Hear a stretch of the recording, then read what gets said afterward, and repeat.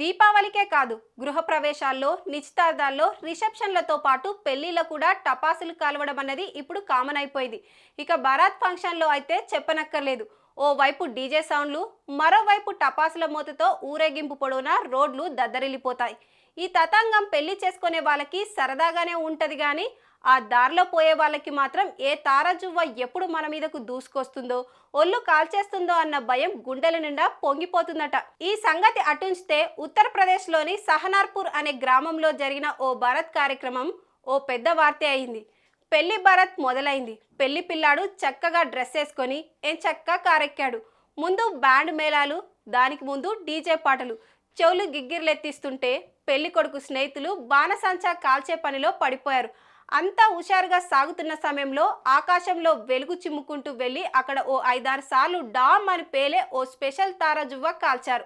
అది అలా పైకెళ్లకుండా దారి తప్పింది. నేరుగా వచ్చి పెళ్లి కొడుకు కారులో దూరేసింది.